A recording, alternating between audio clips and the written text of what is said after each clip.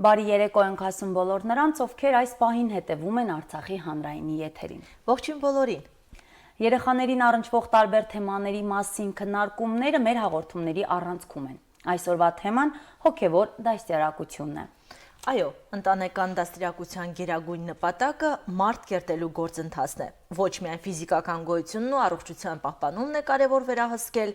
այլ բարոյական հատկանիշներն ու առաքինությունների ձևավորումը։ Հոգևոր դաստիարակության ու եկեղեցուն մոտ լինելու գաղափարի մասին է պատմում մեր առաջին տեսանյութը։ Երեխաները համարվում են աստվածայինի կրողը։ Նրանք լույս աշխարհ են գալիս մաքուր, խոնար, պարզ, որպես երկնքի արքայության ժառանգներ։ Սակայն նրանց քրիստոնեական բարոյական կերպարի հետագա ձևավորումը սերտորեն շաղկապված է ծնողների բարոյական ընկալումների հետ։ Աստվածաշնչում ասվում է. եթե չդառնանք ու չլինենք մանուկների պես, երկնքի արքայությանը չենք արժանանա։ Նարեկը եկեղեցի հաճախակի այցելող մանուկներից է։ Բավարարվում է ոչ միայն այցելությամբ, այլև ծառայություն է մատուցում օգնելով եկեղեցու սպասավորներին։ Երբ ես փոքր էի, երբ մայրիկս եւ հայրիկս այցելում էին եկեղեցի, ես էլ էի նրանց հետ այցելում եւ այդպես էլ իմ մոտ սեր առաջացավ նաեւ ես էլ այցելեմ սարգսակների տպների նման եկեղեցի եւ այդպես այցելեցի։ Շատ հարցեր ունեի եկեղեցու վերաբերյալ, օրինակ թե ինչա կատարվում վարակույրների հետևում, համ էլ տենց որոշեցի որ շարական հոգևորական գալ, այլ նաև ծառայել Աստծուն։ Շատ հարցեր ունեի, որոնք տալիս եմ մայրիկին եւ մայրիկը շատ պատասխանել իմ այցելեր եկեղեցի եւ կիմանաս։ Առաջին օրը որ եկել էի դժվար էր տենց չէի կարող ինձ սկզբում սպեի դժվար էր 2 ժամ կանգնել, հետո արդեն հարմարվեցի ու տենց էլ հիմա կարող եմ ազատ։ Սկզբում գնում էի նստում էի, հետո էլ արդեն կարող եմ 2 ժամ ապմնամ կանգնած։ Որ եկա սկզբում ինձ սարգսակներ բացատրեցի, նվեր սարգսակն ու Արարատ սարգսակը, հետո որ արդեն սրբազանին էի տեսել իր այդ տենց մոտիկ էինք, տենց ինքն էլ ինձ բացատրեց, հետո եւս մի երեխա այցելեց, ավետիս իր այդ տենց քիչ հետաքրքիր էր անցնում։ Հիմա էլ արդեն բան չկա, մենակ դժվարություններից էլ ոչ բան չկա։ Քո գործը ո՞րն է այստեղ։ Ինչ ես անում։ Շատ խշշոցն եմ ես անում։ Մեկ էլ չկա դել տենց բան։ Մեկ էլ օգնում եմ։ Ես արդեն 2 տարի կամ տարեոկես ակալես եմ ու սկզբի ժամանակներում մի քիչ դժվարություններ կար։ Հիմա որ դժվարություն է ալինում աղոթքում հաղթարում կամ էլ ինքս մեջ տենց խոսում եմ կամ էլ անանայս եմ բանում հարցն առաջին ամենամոտիկ ընկերներին եմ ասել, հետո որ արդեն դասատուներն էին իմացան, որ հիմա արդեն մի քիչ ցնցորություն եմ բանում, ասում եմ նարեկ ոնց է 2 ժամ տեն եկեղեցում խելոքոսոս կանգնում իսկ ցնցորություն ես անում, տենց էլ արդեն խոսում են երեխաները իմ կարծիքով պիտի այցելեն եկեղեցի, որ կապ հաստատեն Աստծո հետ, տենց ընկերոջման իրար հետ խոսան։ Մեր ընտանիքում այսպես սովորություն կա, ամեն կիրակի պիտի գնանք տենց արշավների, օգտագնացությունների վանքեր այցելենք, օրինակ այս ամռանը որ գնացել ենք, շատ վանքեր ենք գնացել, օրինակ Տանցեն դիզափայտը, օխտը եղցին կամ 3 մանկանա, տենց գնացել ենք, այնտեղ խաչքարեր կան, որ եղտոտեր մաքրել ենք, տենց մամրագալել ենք, մաքրել ենք, մոմ ենք վառել այնտեղ, հիմա տենց ցավոք սրտի քանի շատ քիչ մասը մնացել, որ դիմալ այս կիրակի էլի ուրիշ վանք ենք այցելելու գնանք մոմեր վառենք, կարողանում եմ դժվարություն հաղթահարել այդ այցելություններից, օրինակ դիզափայտի ժամանակ շատ դժվար էր, մանավանդ վերջի մասերը սաղ քարեր էր, բայց մանթազ որ ես ու էլի մեծ մարդիկ կային իրար հետ ասում ենք մենք մեկը պիտի հասնենք սուրբ տեղ ենք եթում, դու չեմ հայտնենք, ընդ մի հատ մոնվար ենք աղոթենք իմանանք, որ լավ տեղ ենք գնացել, ճիշտ ենք որ գնացել ենք եկեղեցի, իզուր չենք էլի այսքան տանջում բարձանում վերև։ Աստվածաշնչյան առակն ասում է՝ խրատիր որդուդ, որպեսզի այդպես բարի հույս լինի քեզ համար։ Ծնողների օրինակը պետք է վարակիչ լինի։ Դասավանդելով ու բացատրելով հավատալու կարողություն չի ձևավորվի։ Երբ հավատալ սովորում ենք սրտով, ապա հարցերի պատասխաններն արդեն կարևոր չեն։ Այսքան ժամանակ մենակ մի հարցի պատասխան չեմ ստացել, թե խիա որ Աստված գիտի մարդկանց ապագան, կարող է փոխի մարդկանց, խիան այս չայց, որ Եվան ու Ադամը այդ խանձարը չուտեն, ու չքաղեն, հետո տենց է չարը չէ լինի ու ամեն ինչ լավ կլիներ։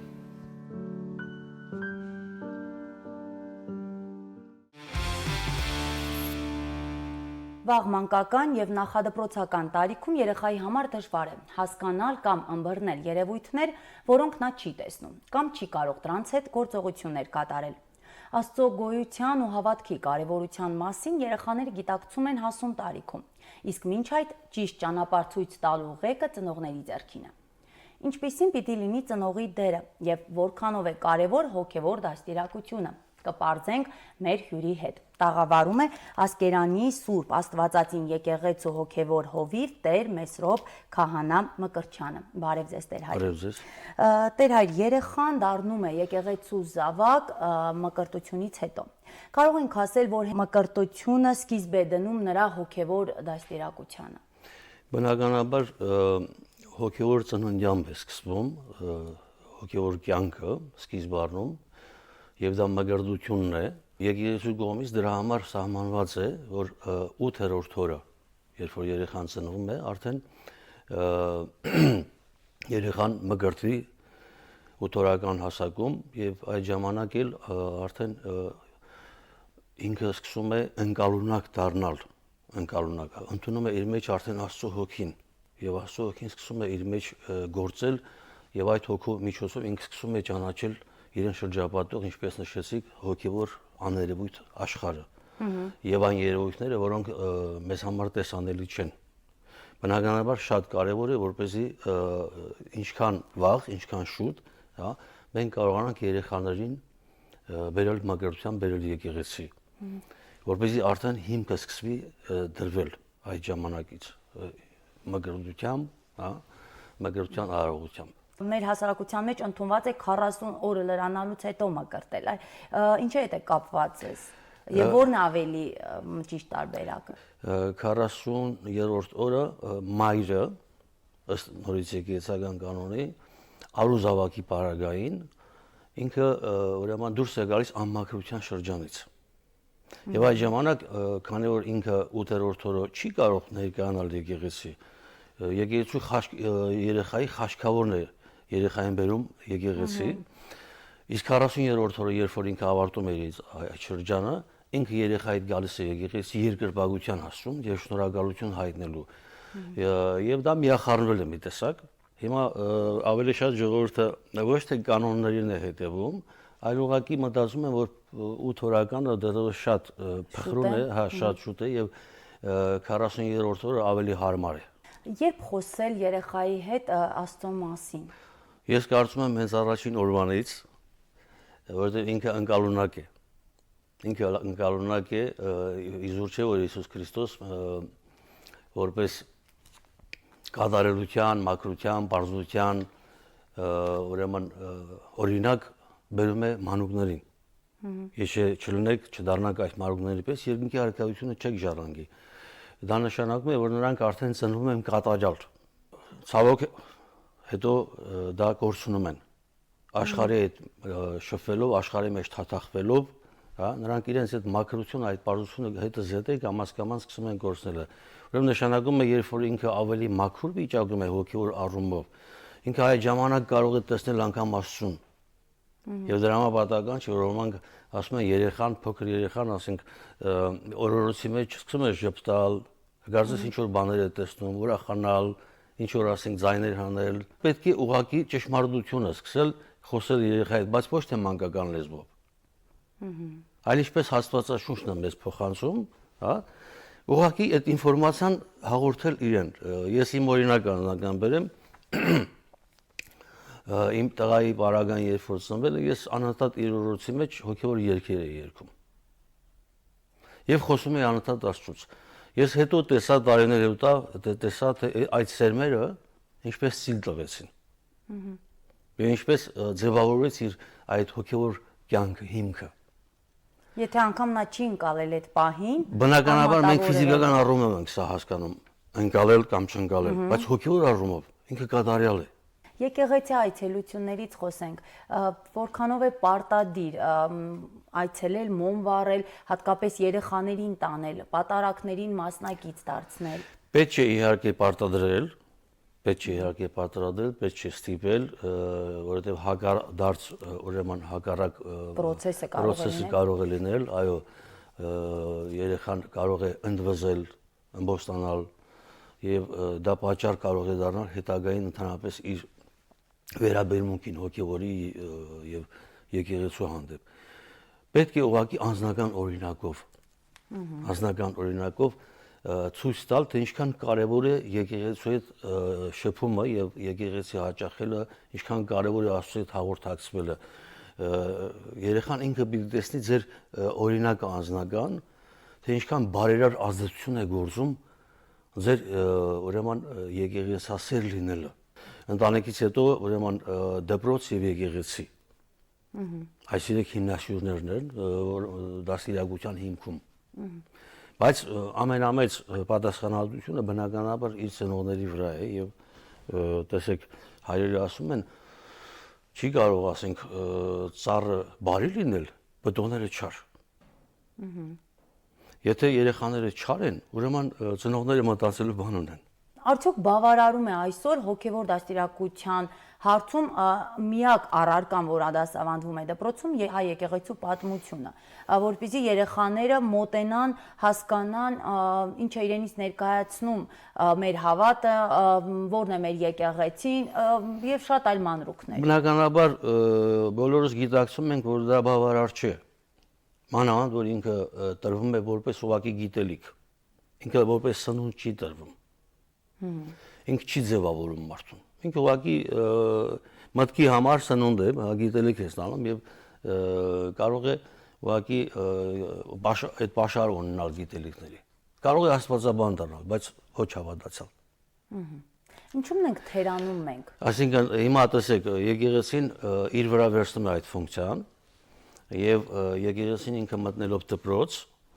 երեխաներից, ուրեմն այդ դպրոցի աշակերտներից ինքը ձևավորում է խմբակներ եկեղեցական, հա, այսինքն օժանդակ, հա, միջոցներ, դա հայորդաց տներն են, կիրակնօրյա դպրոցներն են, մանկապատանեկան խմբերն են, դպրաց դասերն են, երգչախմբերն են, որոնք եկեղեցում արդեն ստանում են այն պակասը, հա, լրացնում են այն պակասը, որ ընտանիքում եւ դպրոցում, հա, չեն ստանում։ Ուղղակի ֆիզիկապես, արտաքնապես հաճախում եմ եւ արտաքին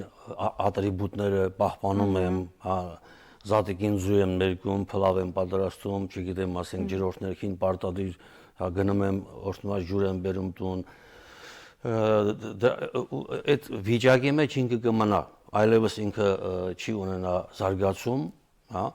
հոգեոր կյանք չի ունենա։ Գիտեմ, որ մարդիկ երբ որ մի բան են ուզում, իրենք գիտակցաբար մտածելով ծանրակշիռ կերպով, հա, ծանր ու թեթևանելով որոշում են ունենալ այդ բանը, ձեռք բերել այդ բանը, թե ոչ։ Սակայն եկեղեցու հարցում կա անտարբերություն, հա, ոչ գիտակից ձևով մոտեցում,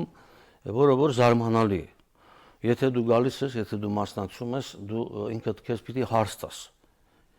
Իմաստը ո՞րն է։ Սրա բովանդակությունը, հա։ Ես արդյոք ապրում եմ այս ամենը։ Եվ նպատակը ո՞րն է սրա։ Հա, սրա նպատակը ո՞րն է։ Սրանք հարցեր են, որ յուրաքանչյուր մարդ ինքը պիտի ինքն իրեն հարց տա։ Հիմա տեսեք, Աստվածաշունչը մեզ ասում է, որ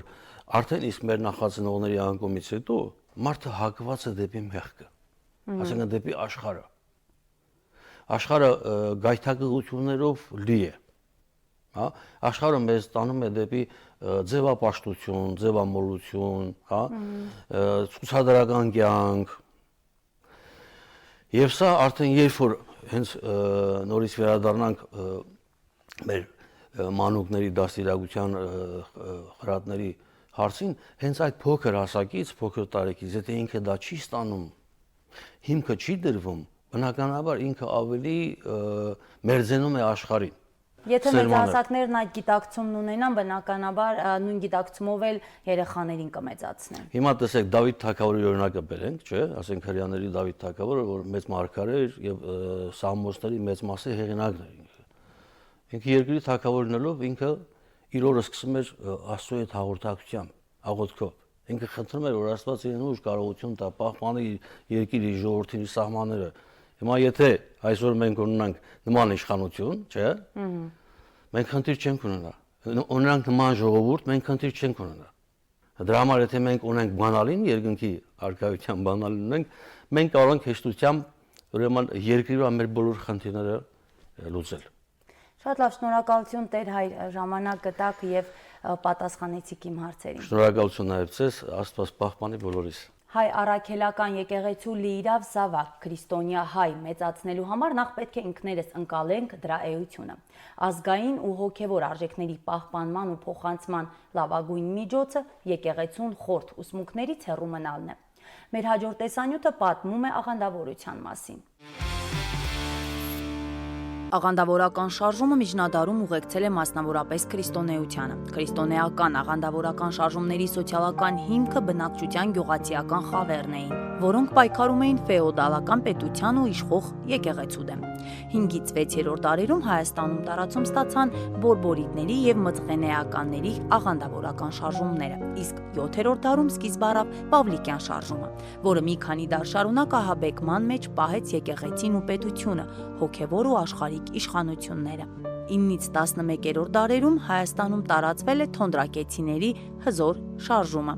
Աղանդավորությունը պաշտոնական դավանությունից տարբերվող եւ նրան հակադրվող ուսմունք է, որը տարածում ունի նաեւ մեր օրերում։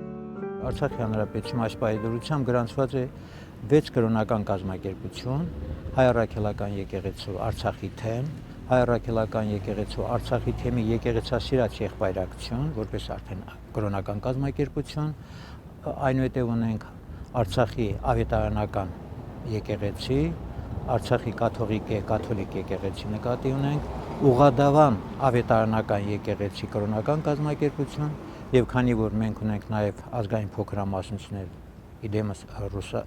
ռուսների, նաեւ ռուս ուղափառ եկեղեցու Արցախի թեմ, որպես առանձին կրոնական կազմակերպություն։ Հիմացի դրանից մենք ունենք Եհովայի վկաններ, Արթնության կրակ այդ կրոնական համայնքը մենք ունենք, Եհովայի վկաներից հետո խոշոր կազմակերպությունները իրենք են, այնուհետև ունենք Ռեմա, Ագապե, Կյանքի խոսք, Նորողի, չգիտես, տարբեր անվանումներով, այսինքն այն կրոնական կազմակերպությունները, որոնք Հայաստանի Հանրապետությունում գրանցված են, նրանց փոքրիկ խմբերով այստեղ գոյություն ունեն, որոշները չի գերազանցում թվականակը 50-ը, բայց կան Արցախում գործում են։ Դրանց վտանգավորությունը հիմնականում կայանում է նրանում, որ դրանք մեր պետության անվտանգությանը սպառնում են, նաև հասարակության անվտանգության, նաև բարոյական տեսանկյունից դրանք վտանգ են ներկայացնում։ Ինչու՞, որտեղ մեր ազգային ավանդույթները եւ սովորույթներն են հիմնականում մեր բարոյականության հիմքում դրված։ Իսկ բոլոր այդ աղանդավորական կազմակերպությունները ընդհանրապես մեր հայկական ավանդույթները եւ սովորույթները իրենք չեն ընդունում։ Ոչ միայն չեն ընդունում, այլ նաև արհամարանքով, կամարանքով վերաբերում մեր ազգային ավանդույթներին եւ սովորույթներին։ Նա մենք կարող ենք տեսնել հարսանյաց ծեսերի դեպքում, նաև թաղման ծեսերը ոնց են կազմակերպում, նրա մյուս իրենց այդ տոնակատարությունները, որ կազմակերպում, ընդհանուր ոչ մի առնչություն չունի մեր ազգային ավանդույթների հետ։ Հոգևոր անվտանգության հարցում ոչ ոք ապահովագրված չէ։ Եթե գիտակից մեծահասակը կարող է քիչ թե շատ վերահսկել օտարազդեցությունը, ապա երեխաները շատ արագ տապավորվում եւ վերահսկելի են դառնում։ Հոգևոր դաստիարակություն տալու համար անհրաժեշտ է առաջնորդվել մեր եկեղեցու կանոններով, Իսկ աղանդները ինչ են ասում։ Աղանդները փաստորեն գտնում են, որ երեխան իրավունք չկա փոքր ժամանակ մկրտվի, նրանք պետք է հասունանան, հետո մկրտվեն։ Արդյոք ծնողը իր դաստիարակության, այդ կրթության, բացի դրանից խնամքի ժամանակ ավելի կարող է լավ խնամել, քան Աստծո կողմից խնամքը։ Երեխան իհարկե դաստիարակություն ստանում է իր ընտանիքում, բայց միևնույն ժամանակ երեխան պետք է դաստիարակվի նաև դպրոցում կամ ուսումնական ցանկացած հաստատությունում, մանկապարտեզ, նախադպրոցական, վերջ։ Հիմա մեր ունենք հստակ օրենք կրթության մասին եւ հանրակրթության մասին օրենք եւ նախադպրոցականի մասին, որ այդ երեխաները պետք է դաստիարակվեն հայրենասիրության, ազգասիրության ոգով։ Հիմա եթե ծնողները աղանդավորականներ են, բնականաբար նրանք հայրենասիրության ոգով չեն դաստիարակում իրենց երեխաներին։ Ըստ իրենց հավատքի են դաստիարակում, այդտեղ տարաձայնություն է առաջանում։ Տարաձայնությունի դեպքում իհարկե գերակայողը օրենքներն են։ Եկեղեցու, հավատքի, Աստծո մասին մեր պատկերացումները տարբեր են, տեղեկատվության աղբյուրները բազմազան։ Ընտանիքից դուրս երեխաներին քիչ թե շատ տեղեկատվություն տալիս է մանկապարտեզն ու դպրոցը, որտեղ մասնագետների պնդմամբ բավարար ուշադրություն չի դարձվում հարցին։ Շատ կարևորագույն խնդիր է նաև աշխարհայացքի ձևավորումը։ Այդ երեխաները նման աղանդավորական ընտանիքներում ապրելու ժամանակ նրանց աշխարհայացքը լրիվ այլ աշխարհայացք է դառնում, այսինքն նրանք կտրվում են մեր հասարակությունից, փոխանակ դառնալու հասարակության մի մասը, այլ դառնում են հասարակության համար մի օտար մարդիկ։ Երբ արդեն երեխաները փոքր են, այդ երեխաների հետ պիտի հատուկ աշխատանք կատարվի։ Մանավանդ դպրոցներում ուսուցիչներ կան աղանդների ներկայացուցիչ, բարձր որ այդ երեխաներին իրենք սխալ ճանապարհով են տանում։ Բավականին լուրջ մարտահրավերների ենք դիմակայում ներկայումս։ Այո, նման երևույթներից հեռու լինելու համար պետք է հնարավորինս մոտ լինել առաքելական եկեղեցուն ու հետևել աստվածաշնչյան պատվիրաններին։ Որքանով է ստացվում դա մեզ մայրիկներիս մոտ, փորձենք պարզել մեր հյուրի հետ։ Մայրիկների ակումբում է Կարինե Մեսրոպյանը, ողջույն։ Здравствуйте։ Բարև ձեզ, Կարինե, դուք արդեն ծանոթ եք թեմային։ Իսկ հետաքրքիր է, որքանով եք դուք եւ ձեր զավակները հայ առաքելական եկեղեցու զավակները։ Начну с того, что я сама была крещенная в православной церкви, так как мы жили не в Арцахе, я родилась и жила в Средней Азии, в городе Ашхабаде. Мы покрестились в православной церкви, мне тогда было 7 лет. Но мне кажется, это не имеет никакое значения, где ты была крещенная. Я все равно по нации армянка, я всегда останусь в душе армянкой, и я всегда буду следовать нашим, наверное, армянским законам Божьим. И также воспитываются мои дети. Мои дети крестились в нашей церкви. Им было 40 дней от рождения, когда они покрестились, и я очень рада, что именно в этот день они получили это крещение, и в этот день они вошли в церковь как в свой дом. Потому что, наверное, после крещения ты уже ощущаешь себя в церкви как в своем доме. Обычно мы говорим, мы идем в церковь ставить свечу, мы идем в гости к Богу. Но когда они уже идут ставить свечу, я всегда им объясняю, вы не идете в гости, вы уже идете в свой дом. У меня 2 девочки, и мои 2 девочки с малых лет знают молитву «Отче наш», «Хайр-Мерь». Я извиняюсь, что я вот... Нет, учила их не я, но всегда с малых лет они со мной ходили в церковь.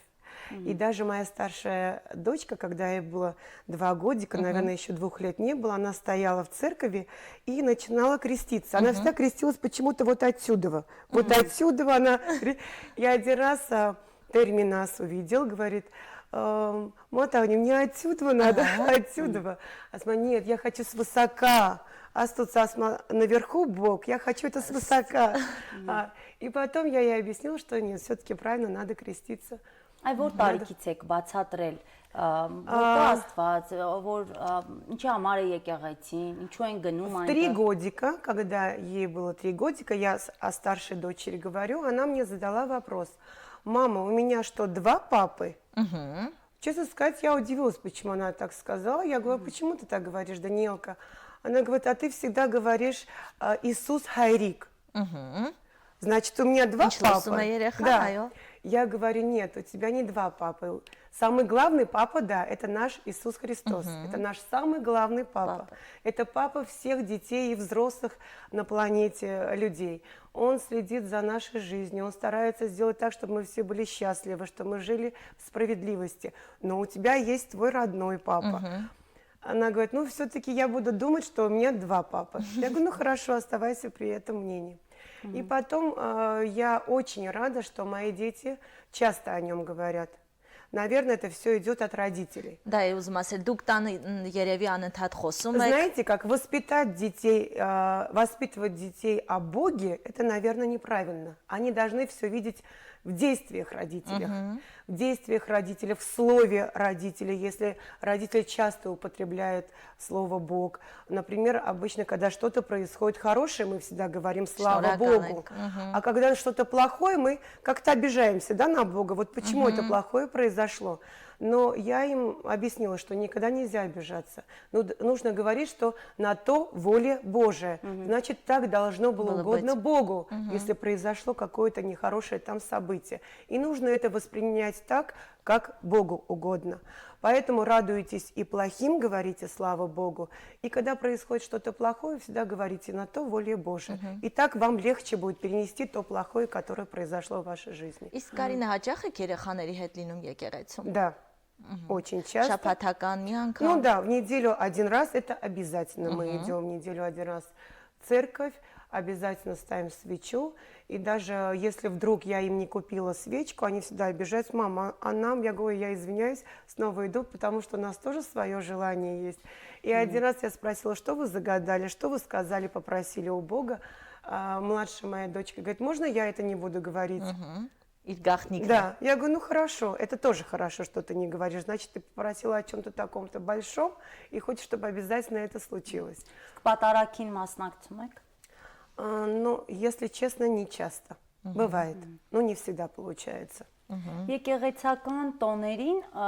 շատերս ենք մասնակցում, ունենք առանձնահատուկ մեր սիրած տոները։ Մասնակցում եք, նշում եք եկեղեցական տոները, հետևում եք։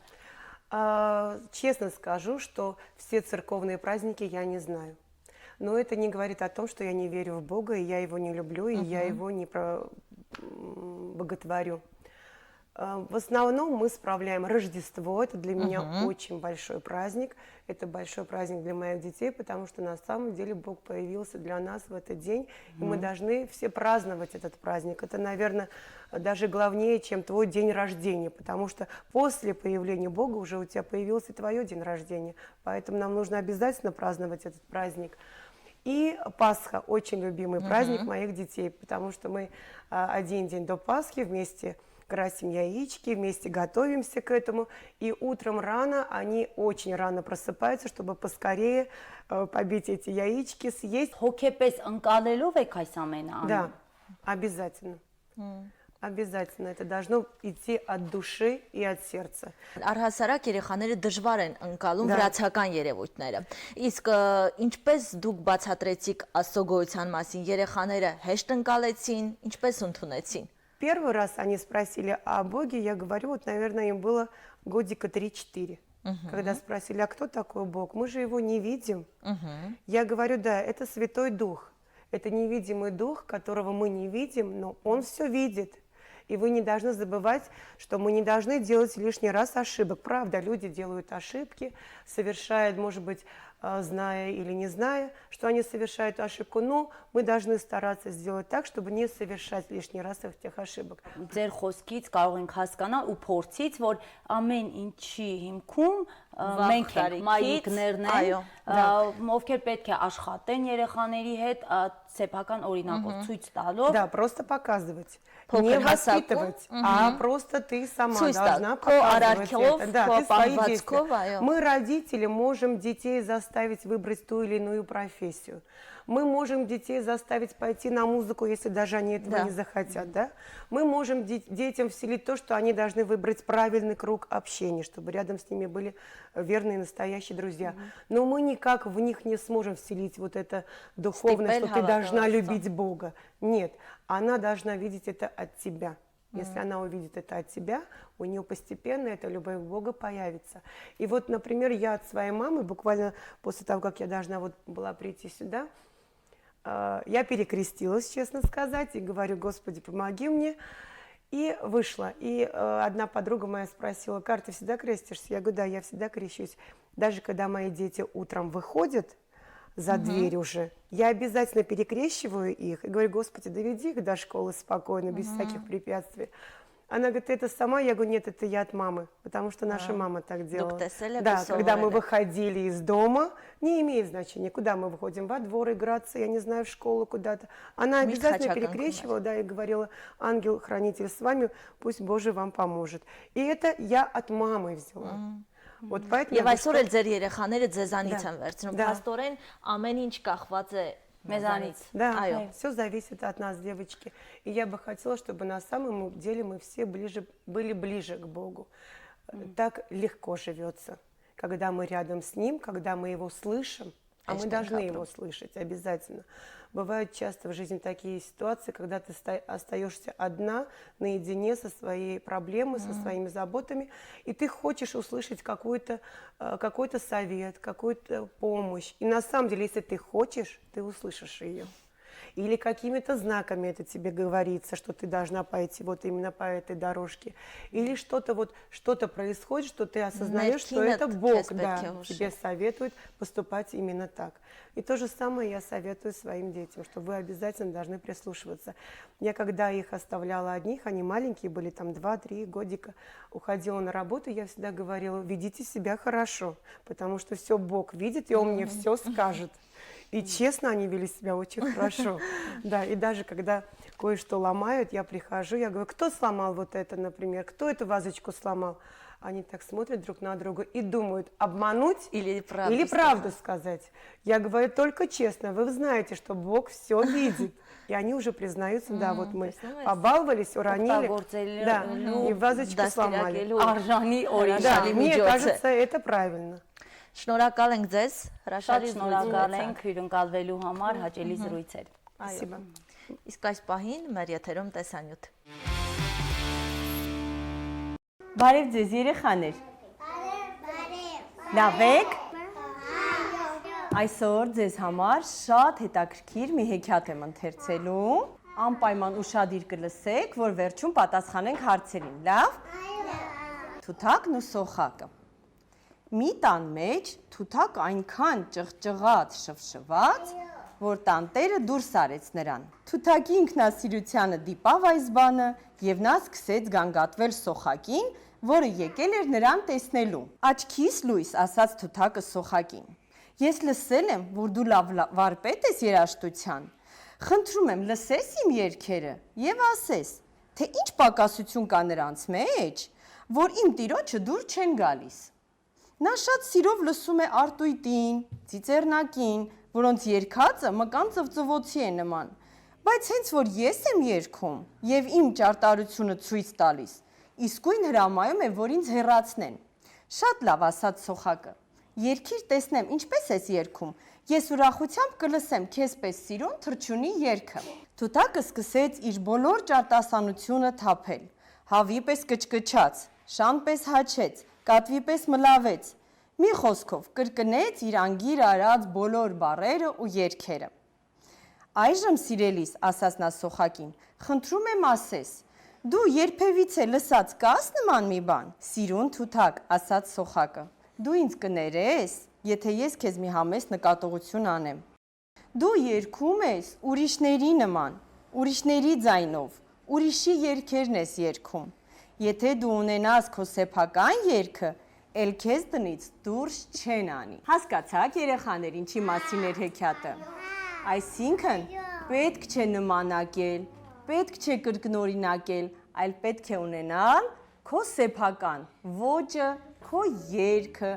այն ինչը քոնն է։ Հասկացաք։ Երեխաներ, որ թռչունների մասին էր հեքիաթը, հիշեցիք։ Ովքեր էին։ Թութակը եւ սոխակը։ Գիտեք, չէ՞ որ սոխակը ամենագեղեցիկ երգող թռչուններից է։ Այս պահին սիրելի հեռուստադիտողներ, տաղավարում ես իմ հյուրերի հետ եմ։ Ողջույն տղաներ։ Ողջույն։ Լավ եք։ Այո, դուք։ Լավ, շնորհակալ եմ։ Ուզում եք ծանոթանանք իրար հետ։ Այո։ Ես Տիգրանն եմ, Ասկերանից, 9 տարեկան։ Իսկ ես Էդվինը 14 տարեկան Ստեփանակերտից։ Շատ լավ։ Դե ես էլ Տաթևիկն եմ, բայց բնականաբար տարիքս չեմ ասելու։ Այ այդպես էլ իմացեք։ Ստեփանակերտից եմ, բայց տարիքս չեմ ասում։ Անցնենք մեր զրույցին։ Անցնենք։ Տիգրան, ով է բլոգերը։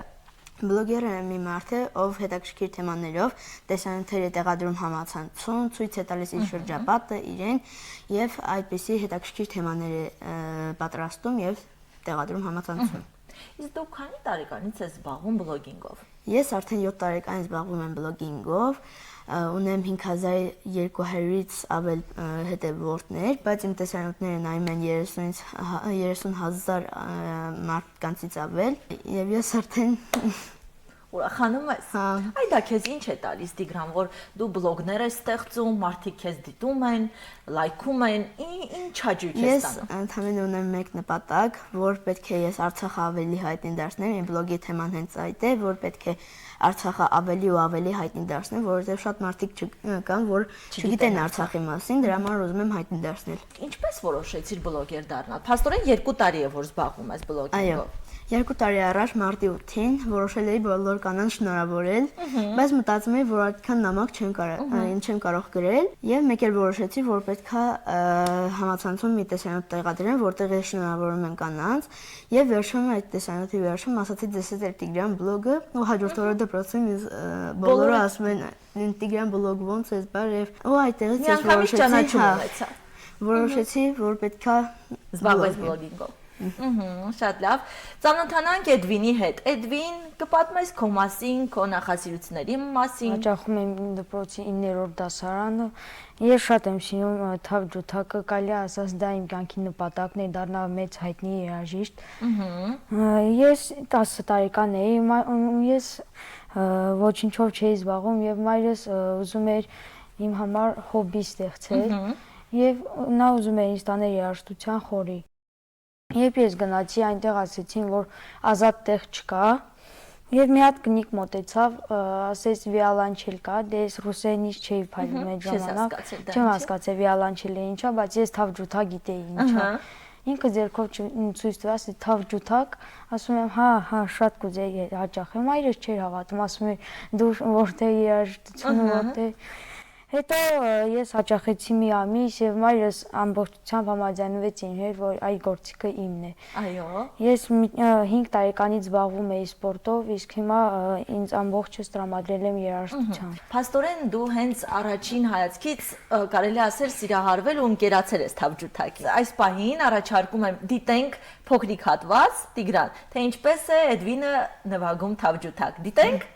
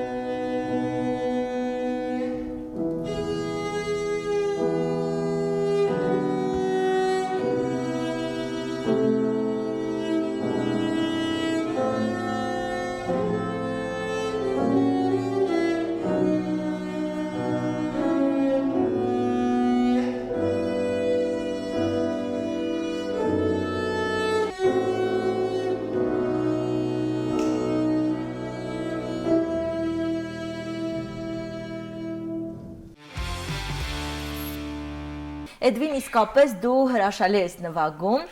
մի անգամից զգացինք, որ դու իսկապես սիրում ես այդ գործիքը։ Եկեք մի քիչ էլ խոսենք ձեր առօրյայի մասին։ Ինչպես եք կազմակերպում ձեր օրը։ Ես առավոտից գնում եմ դպրոց, հետո ես վերադառնում եմ դպրոցի, ստորիներ, բլոգներ, հետաքրքիր վիդեոներ եմ անում։ Եվ այդպես անցկացնում եմ իմ առօրյան։ Դու Էդվին։ Իսկ ես էլի գնում եմ դպրոց, ետ եմ գալի եւ ամբողջ իմ ժամանակ, ազատ ժամանակ տրամադրում եմ թավջութակ պարապելուն, եթե ազատ ժամանակ չի լինում, ես ամբողջ ինձ մեկա տրամադրում եմ երաժշտության, այնտեղ վերալանք։ Դու միայն թավջութակի ես գնում, թե երգել ես գնում։ Չէ,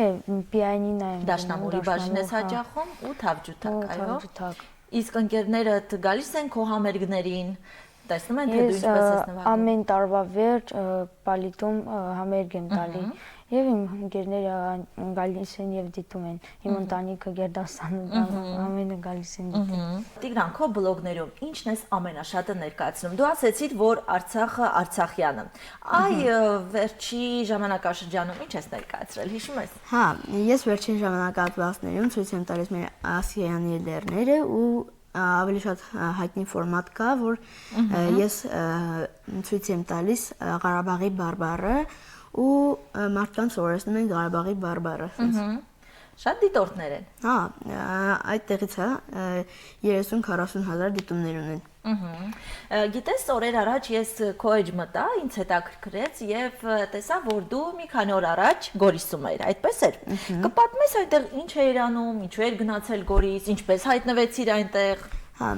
իրական Գորիսում շատ մեծ համերգ կար։ Այնտեղ կար մի հատ sense կազմակերպություն TCF, այդ կազմակերպությունը միավորել էր տարբեր մարդկանց, մարքետոլոգ, ծրագրավորող, տարբեր ընկերություններից մարդիկ, եւ ես էլ գնացի այնտեղ։ Ո՞վ էր քեզ հրավիրել։ Ֆորմուլա Գորիսի կազմակերպիչները։ Քո տեղը գիտեին փաստորեն։ Այո։ Եվ նրանք ինձ հրավիրեցին, որպեսզի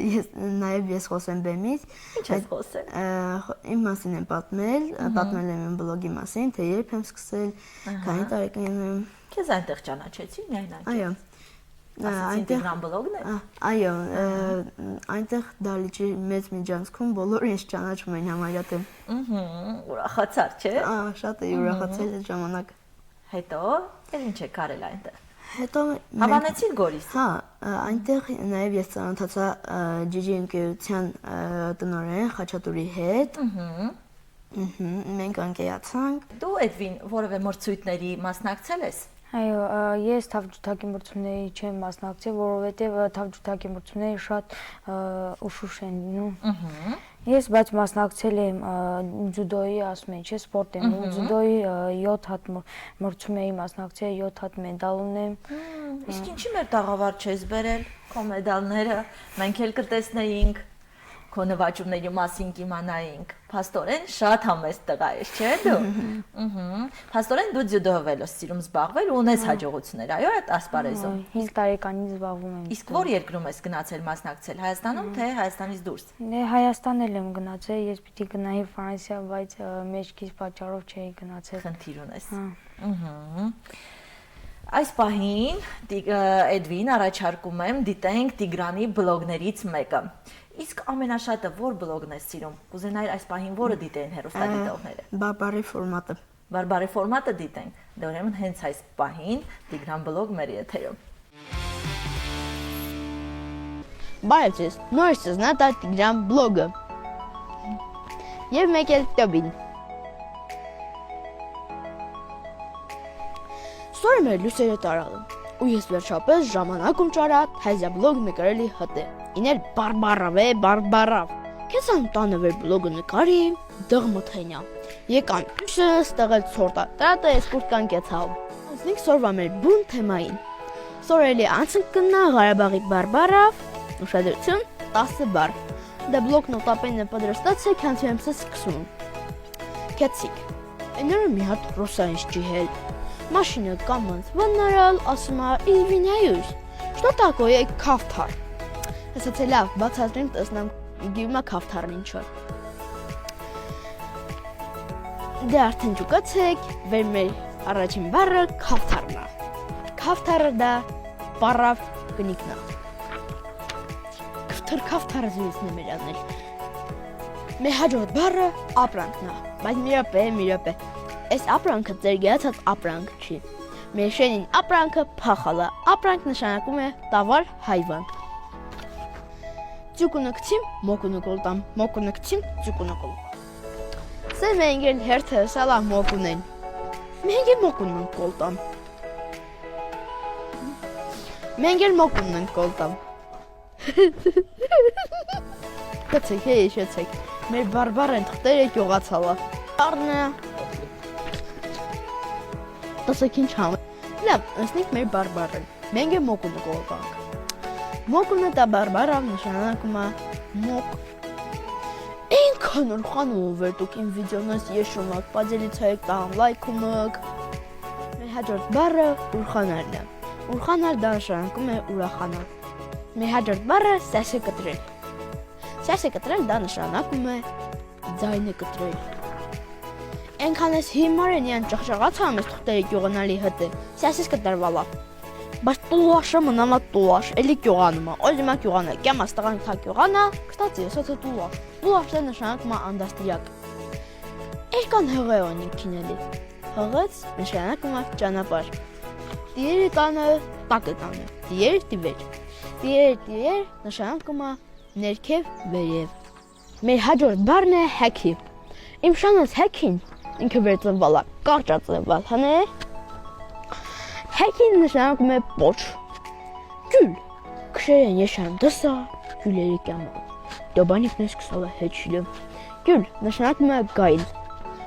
Դե ինչ, սորվա եմ բլոգես բարերը ես կանն լել, եթե տոբան թողար էլի բարեր կսերի։ Դեսյո։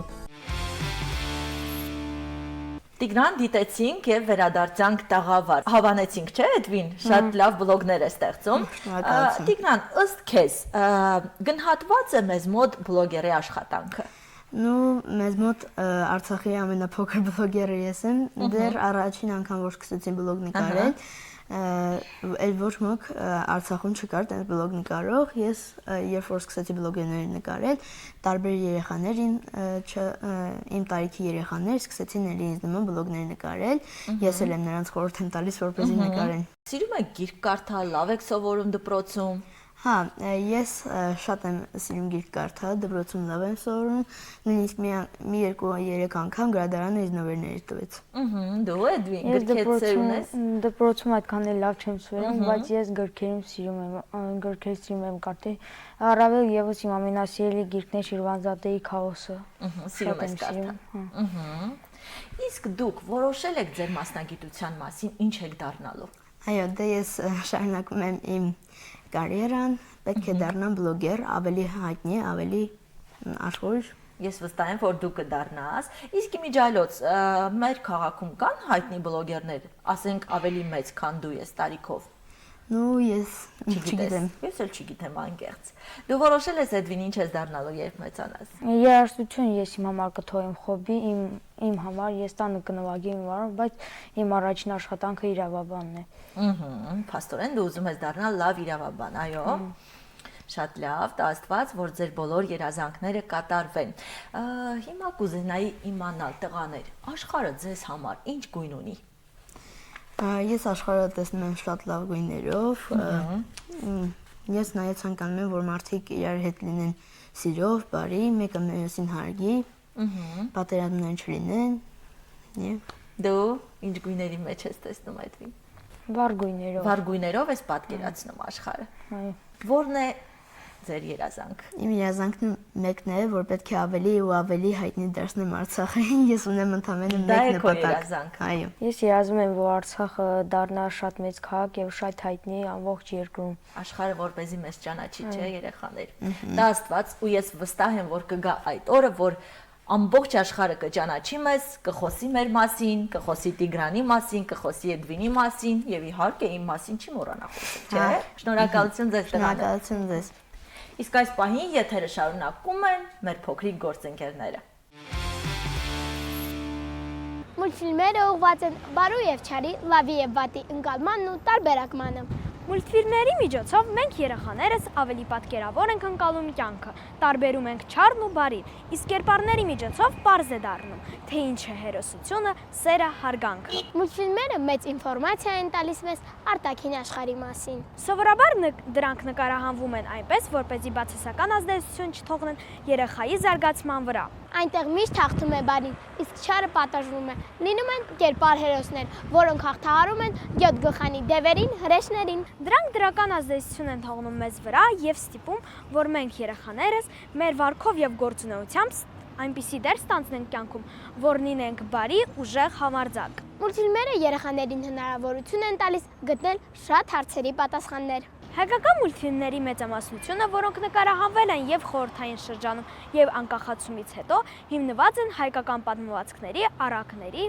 եւ հեքիաթների հիման վրա։ Ամենասիրվածներն են գտնված Երազը Քաչն Ազարը, Կիկոսի մահը, Սասունցի Դավիթը եւ վերջերս նկարահանված Անահիտը։ Իսկ խորհրդային ժամանակաշրջանում նկարահանված մուլտֆիլմները սիրված են Խորհրդային Միության ողջ տարածքում եւ դրա սահմաններից դուրս։ Խորհրդային մուլտֆիլմերը երեխաներին սովորեցնում են բարություն, ընկերասիրություն, աշխատասիրություն եւ այլն։ Մեր ծնողները խորհրդային մուլտֆիլմներից դիտում էին Չեբուրաշկան եւ Կոկորդիլոս Գենան, Դե Սպասիրը, Կարլսոնը, որը ապրում է տանիքում, Ոզնի Մշուշի վրա, Բրեմենյան երաժիշտները հայտնի մուլտֆիլմները։ Իսկ հա Ռուսաստանում այժմ ամենահայտնի ռուսական մուլտֆիլմերն են Մաշան եւ Արջը, Ֆիքսիկները, Երեք կատուները եւ նոր բրեմենյան երաժիշտները եւ ռուս հսկաների մասին մուլտֆիլմերի շարքը։ Օրերս Ստեփանակերտի մանկապատանեկան ստեղծագործական կենտրոնում կազմակերպվել է մի շատ գեղեցիկ միջոցառում, որին ներկա էինք նաեւ մենք։ Ի դեպ միջոցառմանը մասնակցել եմ նաեւ ես։ Դիտենք հատված միջոցառումից։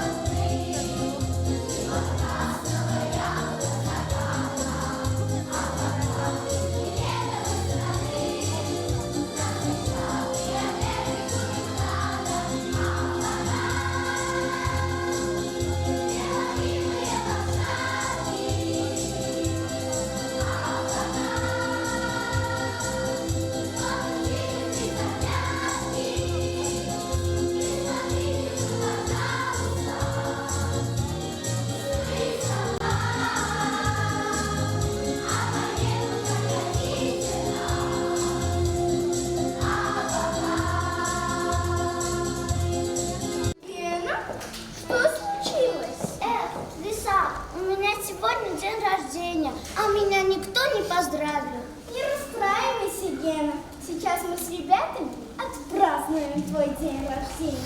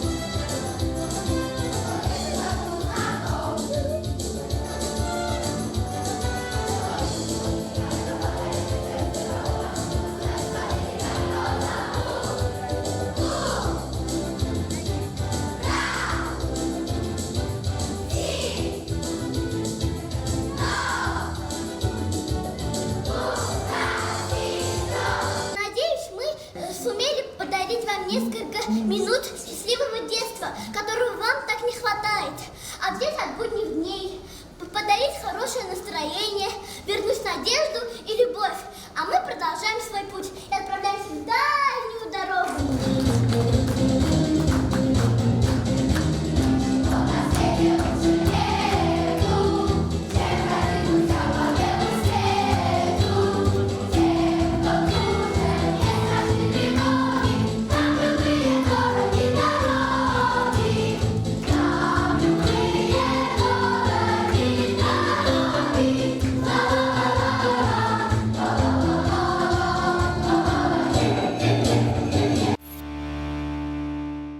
Նոր ու հետաքրքիր թեմաներով կհանդիպենք հաջորդ ուրբաթ։ Հաճելի ու խաղաղ երեկո ձեզ։